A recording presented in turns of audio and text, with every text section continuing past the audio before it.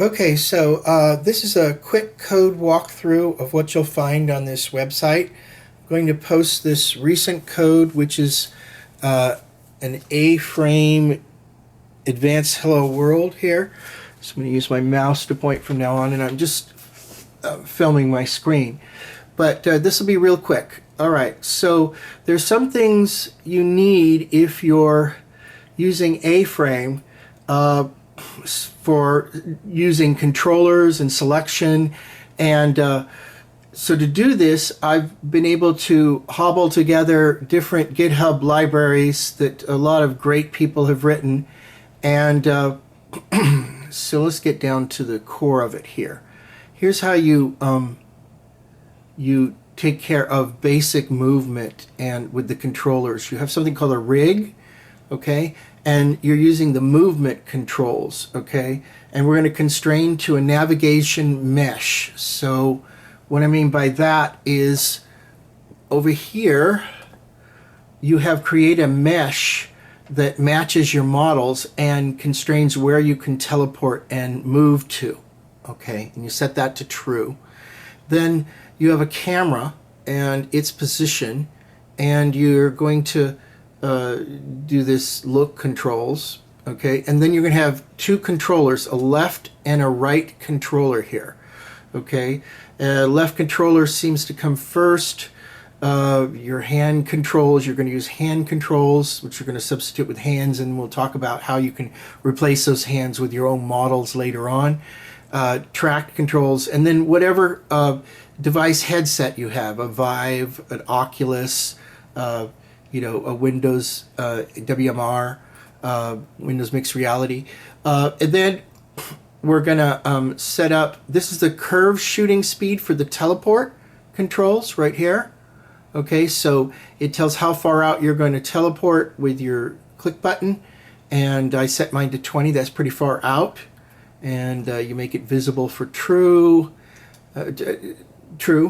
And the right controller here, we're going to basically do the same things, but instead we're going to use a raycaster, which draws a line that will intersect objects that you can click on. And then, so you're going to make these objects clickable, okay? And so down here in the actual objects, further down, let's see if we can find one. You're going to set the class to clickable right here. And that is going to make it activate.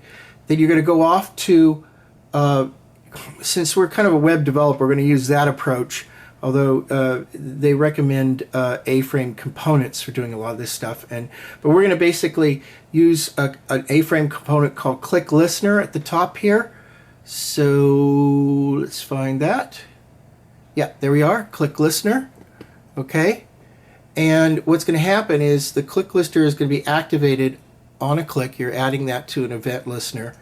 And this will remove the object, make it invisible once you click on it. That's just one of the functions to show it works. And then you're going to have also a do function, do something else, where you can actually put other things you want to do. And in this case, I'm going to actually change the attribute color of a sphere.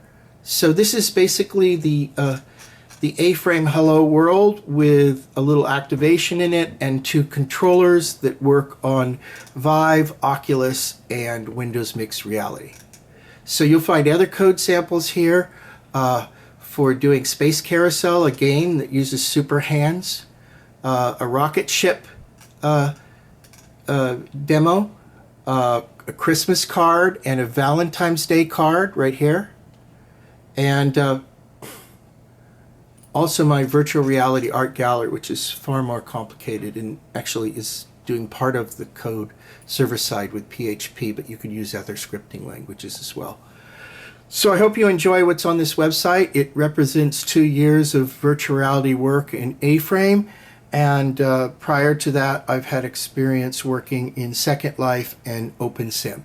So for virtual reality, WebVR 1.0 spec is stable and strong, and then we're now working on WebXR for the augmented reality devices. But if you're wanting to start out with doing virtual reality devices first and then move to augmented reality, A-frame WebVR spec 1.0 is perfect for that. And I've given a lot of examples on how to do that. So I hope this helps you all, and thanks very much for listening.